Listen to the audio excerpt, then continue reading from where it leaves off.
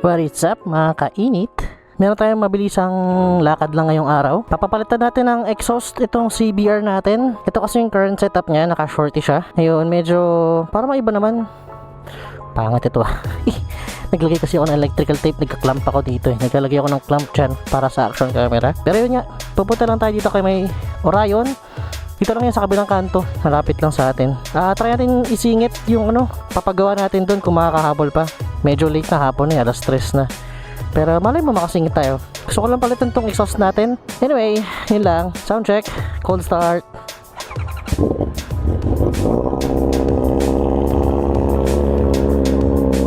Ang dumi ng motor. Galing kasi sa ulan eh. Bumili ako sa orange shop ng exhaust. Tingnan natin kung pwedeng ipakabit kay Orion. Naka naman na to, naka-cut delete na. Sorry ngay. Naka-cut delete naman na to. Papapalitan lang natin mismo itong muffler. Gusto ko kasi yung medyo nakalagay dito para sport bike talaga ang datingan. Okay naman tong ganitong setup. Ganito kasi yung setup ko dati nung naka-CB pa ako, underbelly. Pero medyo nananawa na ako. Ibahin natin konti. Alright, let's go. Literal na dyan lang sa kanto mga kainit.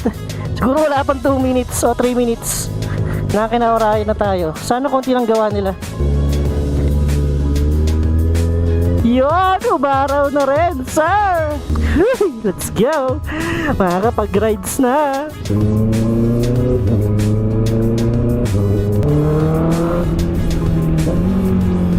Grabe, ingay pala nito sa labas talaga, itong shorty. Bawasan natin konti, medyo nakakarindi na rin eh. Ganun na talaga pag tumatanda ka na.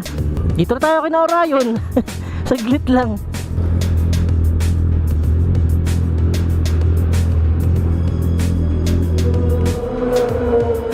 Sana tayo, ma-accommodate. Bossing! Pwede meron ako dalang muffler, papapalitan ko lang. Pwede ba yun? Mabilisan lang.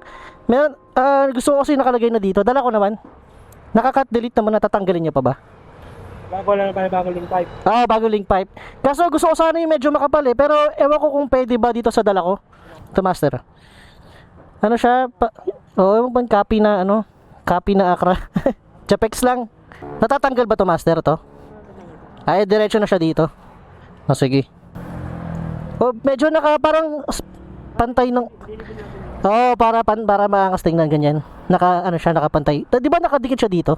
Hindi, kasi maglalagay tayo ng dyan eh. Flat bar na pang extension. Ganyan Basta siya yung parang level dito para maganda tingnan.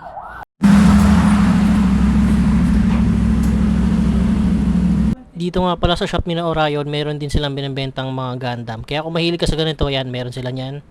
Tapos dito naman malapit sa lounge nila, naka-display yung mga iba't ibang klaseng exhaust nila. Maya nga mga kainit, meron dumating dito na Ducati na Multistrada na 2026. Ito yung pinakabago. Napakaangas. Kulit ni Boss JP. Meron talaga tinatulong.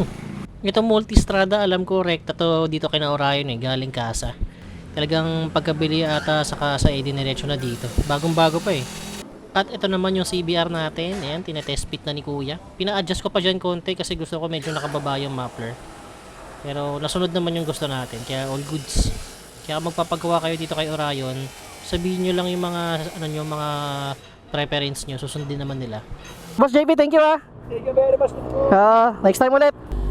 Sige, pa-check ko na lang sa Honda mismo. Pa-adjust na. Oo. Sige Boss JP. Thank you. Ay, yung stock nyo po pala, direct pipe na. Nandito na, sa likod na. Thank you. Thank you po, ingat. Thank you.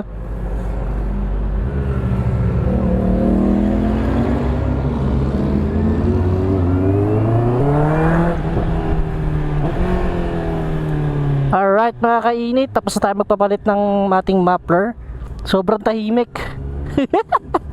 Yun lang mga kainit ang agenda natin. Literal na kabilang kanto lang sina Boss JP, ang Orion. Pero sobrang tahimik niya mga kainit.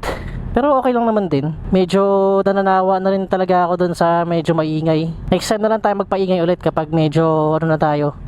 Medyo nabis natin yung bulahaw ba.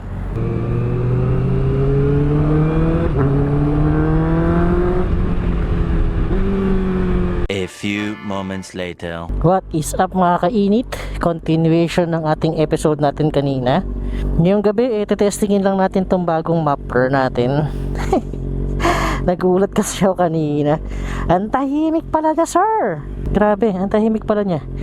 Kaya ngayon, testingin natin kung kamusta ba siya pag ginamit-gamit natin.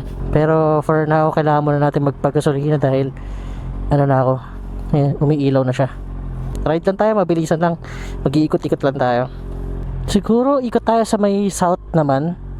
Kasi nung nakaraan, nag-ano tayo, NLEX. Although hindi ako nakapag-video nun. Uy, tahimik talaga niya.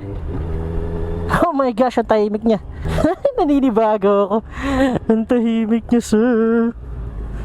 Pero yun nga, sa NLEX, SLEX naman tayo ngayon. Sulitin na natin yung magandang panahon mga kainit dahil hindi nag-uulan-ulan. Ngayong araw lang tumigil. Kaya sulitin na natin, baka bukas umulan na naman. Shit, ang dilim ng visor ko.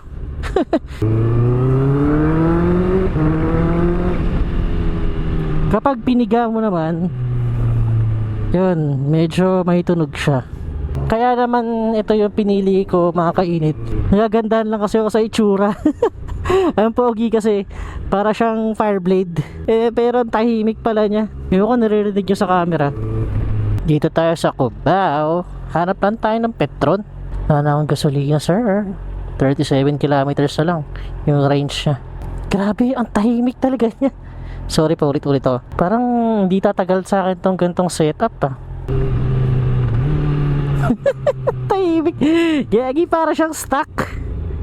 Wala silang blaze. XCS na lang. Ito niya mga kainit. Ganyan lang yung tintigan niya, di ba?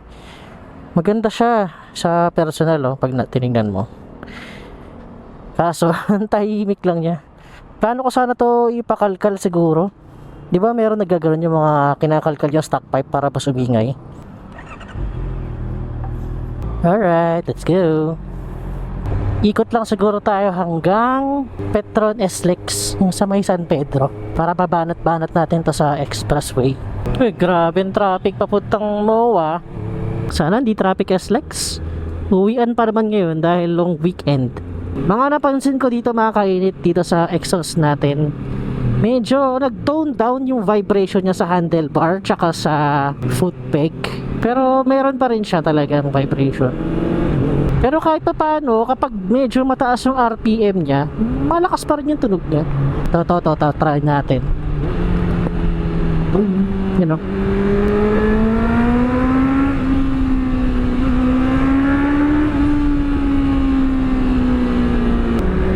Rinig niyo ba mga kainit? Meron pa rin siya, pero hindi kasing wild nung naka-shorty ako.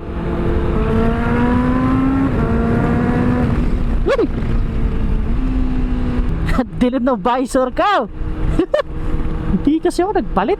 Naka-tinted visor kasi ako mga kainit. Ito ay pass-through.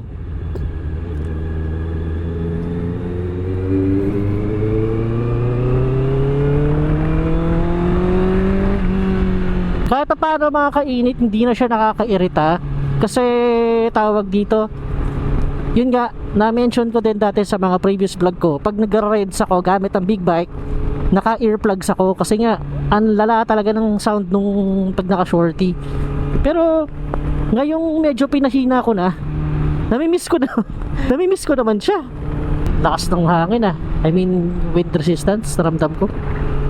Alright mga kainit, dito na tayo sa may Petron San Pedro NLEX. Bilis lang natin, 11:35 time check. Parang gusto kong idiretso to sa Calax Ganda mag-picture dito. Wait. Yeah. Picture lang tayo. Pogi, kaso dumi ng motor, my god. Yun talaga yung gusto ko sa kanya mga kainit. Mas nagmukha siyang sport bike dahil sa exhaust niya. Hindi pala ako nag-record kanina mga kainit. Pero dito na tayo sa may Calax. Time check, 11:50. So far, na-enjoy ko na yung exhaust natin na bago. Galing sa Orange app. Tapos ang nagkabit ay si Orion. Shoutout kay Boss JP. Thank you.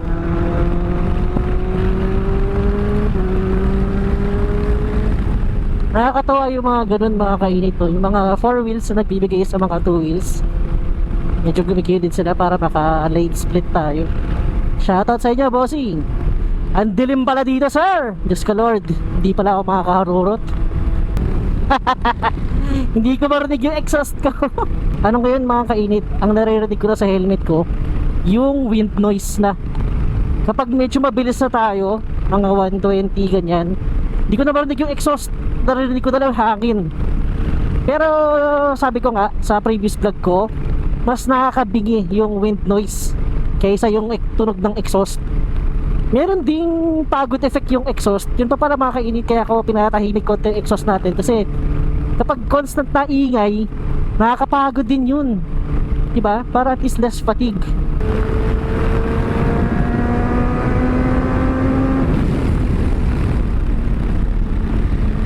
Tama na. Hindi tayo makulit dito. Inanguhuli dito eh. Saktong konting stretch lang tayo dito sa ating CPR dito sa Calax. Huwag kayo mag-overspeed dito, mahuhuli kayo. Alright, 11:55. Parang 5 minutes lang natin tinakbo yung Calax ah. Ay hindi naman, kasi late tayo nag-record. Mga 10 minutes. Iniisip ko, diretso ano ng Tagaytay, no? Ano mga kainit, sama kayo. Diretso tayo Cape Moto. For sure, maraming mga bikers doon. Tara, diretso na lang tayo Cape Moto. Saglit lang naman siguro yun, mga 30 minutes doon na tayo. Biglang napa Cape Moto nga nang wala sa oras. Wait lang mga kainit. Tumigil lang tayo dito saglit sa tabi. Nag-update tayo sa ating asawa para alam nyo asan tayo, no? Kaya pag maglalabas-labas kayo mga kainit, lagi kayo magpaalam. Tsaka mag-update kayo. Mga kainit, napakadilim. Diyos ka Lord, naka-tinted visor pa ako. Ito yung napapala mo kapag lumalakad ka nang wala sa plano. Ang dilim, tapos ang lamig. Naka-t-shirt lang ako. Plano ko sana ikot lang ako ng expressway, pero mukhang magiging sulit naman yung biyaan natin.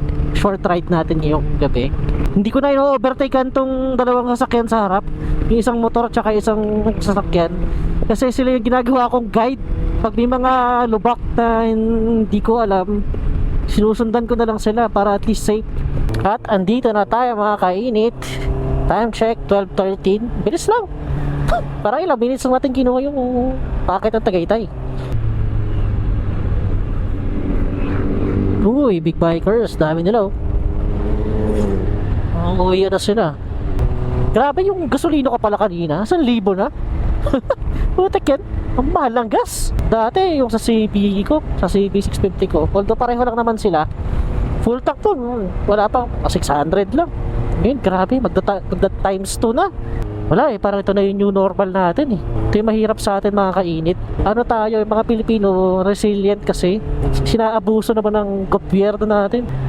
Ito mga kainit, gantong moment, ang sarap damdamin lang. Ganito, nagra-rides ka, ganito, wala ka traffic. Yeah, shoutout sa inyo mga... Grabe, harurot ah. Galing yan sa Cape Moto. Pero yun nga mga kainit, diba? Sarap lang, napaka-relax lang. Pampa-relax talaga.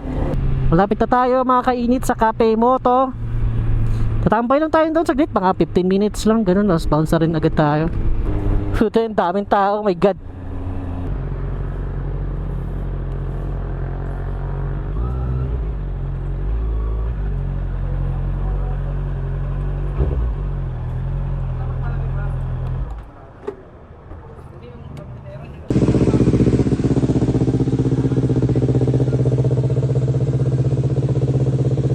What's up mga kainit? Di pala ako nag-record kanina, pero ito pababa na tayo.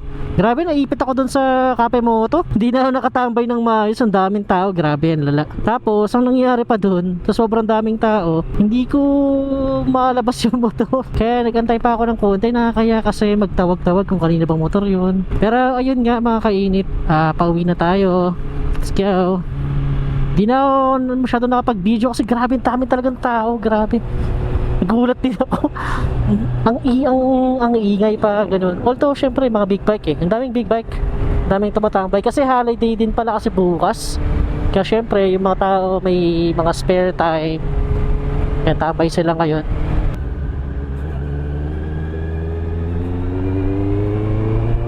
Tama kainit, dito na ulit tayo sa Canax. Yung video natin parang wala lang, parang kanina dito lang tayo, tapos konting clip dun ng paakyat, tapos dito na naman tayo.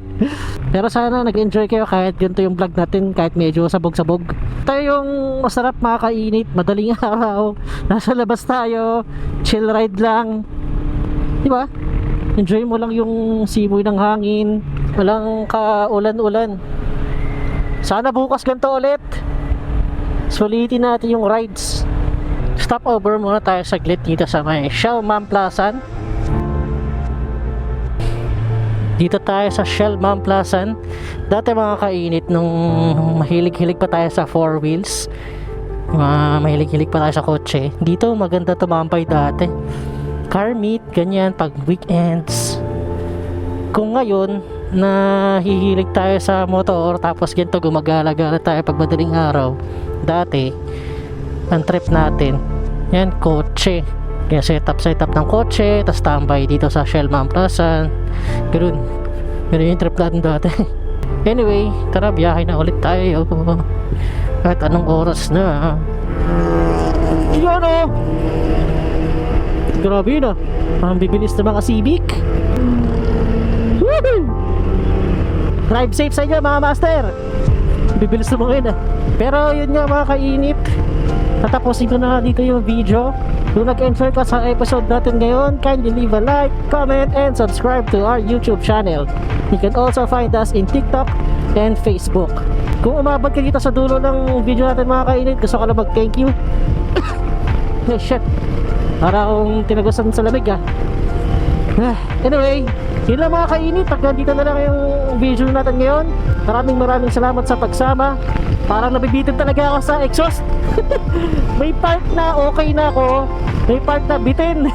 Para na kung mapalitan natin, pero kasi sayang diba? Kaya kapalit lang natin. Yun natin sa mga susunod na mangyayari mga kainit. Yun lang, ride safe and peace out.